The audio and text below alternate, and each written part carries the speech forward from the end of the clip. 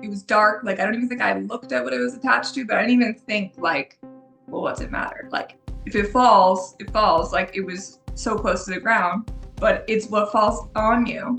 Erin Field warns against hammocks after an accident involving one left her quadriplegic. So right before the accident, I was just finished my junior year of college.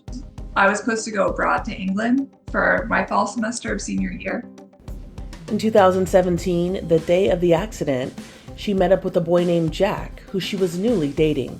Because he was in Pennsylvania and I was in Maine, so we decided if we'd meet up in Boston, that was like three and a half hours for both of us to drive. The last night we were there, we went up there to sit on the hammock. I sat down and then Jack sat next to me, and that's when the chimney collapsed on top of me. Tonight, we're learning that the young woman who was injured in a chimney accident in the North End may not walk again. I don't remember it falling or anything, but I do remember like my neck hurting. And I remember just waking up to like my brother and Jack, and they were just like asking me to like straighten my legs out and stuff. And I was like, they are straightened out, but they weren't. So yeah, I didn't realize like obviously the extent of my injuries. I remember coming off the roof, but I don't remember anything until I woke up in the hospital room before I had to go into a bunch of surgeries right away. So they didn't tell me or my parents anything until like after those surgeries. And then I was on so much medication that I kept forgetting. So I would cry when they tell me and I'd forget, and they'd have to tell me the next day. So it got to the point where the doctor was like, you just need to wait a few weeks. Like, she's gonna keep forgetting. And I don't remember that. It was kind of weird way that I found out my sister wanted to read me like the GoFundMe that they did, because they had raised like $60K or something. And she really wanted to tell me, and then she was reading it to me, and when she read it, that's when she was like, oh, like Erin's quadriplegic. And I remember I cried, but I don't think I understood. Like, I did not understand what that really meant. So it was injured at my C5 cervical spinal cord. And so that's paralyzed from chest down, but I have like some shoulder movement, some biceps, but I don't have triceps, and I don't have hand or finger function. Erin's physical therapy started right away. So I remember I just felt horrible, but yeah, they kind of just try to get you to do as much as you can, even if you feel pretty bad.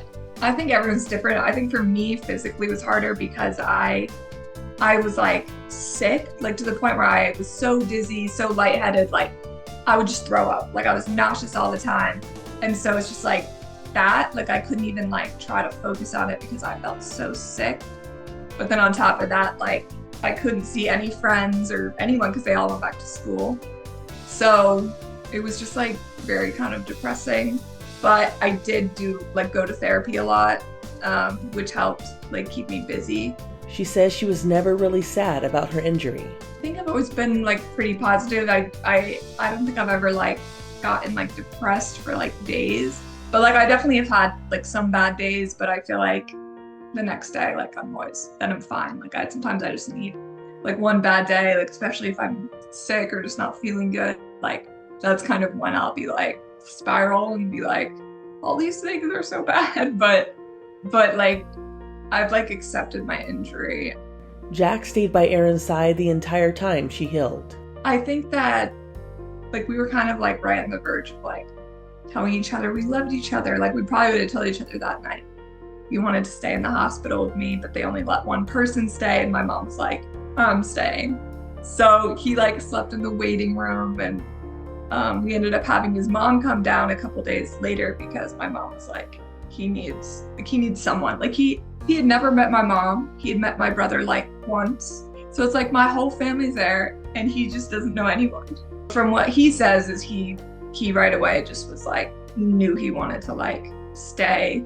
He's like, I don't know why. He's like, I feel like you probably either want to stay or you don't. And he's like, I just always want to stay. So he said he never really even thought about it, like leaving. So, but yeah, he was really great. Jack is Erin's full-time caregiver, and they are now engaged. We decided to do a trip to Aruba, and in April of 2023, and that's when he proposed. On social media, the 28-year-old is very open about life as a quadriplegic. Like, I watched a lot of videos of other quads. There weren't that many, but I couldn't ever find a video of how someone used their phone. So I remember when I was in rehab, I was like, once I figure out how to use my phone, I'm gonna make a video. And so that's kind of how that started. I wanted to make a video about how I use my phone. Like, I was nervous to like make a video, but I was like, whatever, like if this helps someone else, like, because I would have loved to have found something like that. I just put my thumb right in the loop and I just hold it like that. And then I can kind of just, this wrist is like super gross and floppy, but gotta work with what you got. And then from there, like people would message me and ask stuff, and I would sometimes just make a video on it.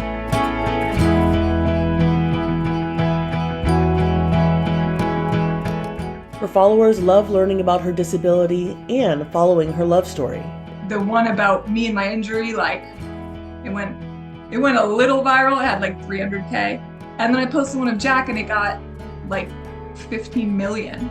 And I was like, oh, like, and that's when I realized that people like just love like the love story.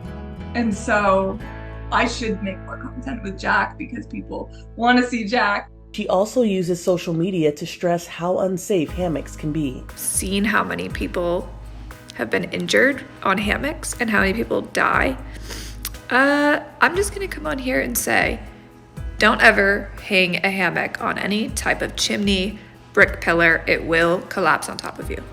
I never got on a hammock ever. I don't even know if I ever did. It was random that we decided to go up on that hammock. And I don't even think it was dark. Like, I don't even think I looked at what it was attached to, but I didn't even think like, well, what's it matter? Like, if it falls, it falls. Like, it was so close to the ground, but it's what falls on you. Just at therapy, I met like 2 quadriplegics that also were in hammock accidents. And I recently talked to this mom where her son, his first week of college, died on campus from a hammock, like a stone pillar that it was attached to fell on him and killed him. And she, like, what she says is like, there is no such thing as like a hammock accident. Like, this is not an accident. Like, this is happening everywhere. Like, people just aren't educated, and it's also like just not talked about. And so that's kind of why I was like, okay, I need to start like making people more aware. Erin is in the process of creating a new product for the disabled community. So the 10% is going to be a social networking app for the disability community, basically anyone with a disability, any type of disability.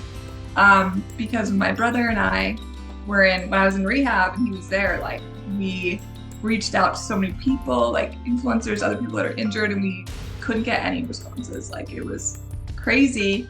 And I remember thinking, like, if I just had someone I could talk to that was like my age or been injured longer than me, like, that would be great. And so that's kind of how my brother had the idea. It was originally for a website, like just for spinal cord injury. And then we were like, the whole disability community needs this. Erin is currently in school for a master's degree, and she has a few other goals she's working towards. Like, just getting better with my hands, like practice cooking, just things to make me more independent. Like, I'm really working on my manual chair and I've gotten a lot better with that. So being more independent, more fully in my manual chair. I would love to be able to like work on sitting balance and transferring like from the chair to the bed. So I definitely have a lot of like physical therapy goals. She encourages others with disabilities to have goals too. Just take it day by day and surround yourself with people. Like, start setting either like short-term or long-term goals. And if you have to like have a bad day, like, just let yourself have a bad day. Like, if you stay in bed and cry, do that. And then just try not to let yourself have like multiple bad days in a row. For Inside Edition Digital, I'm Andrea Swindle.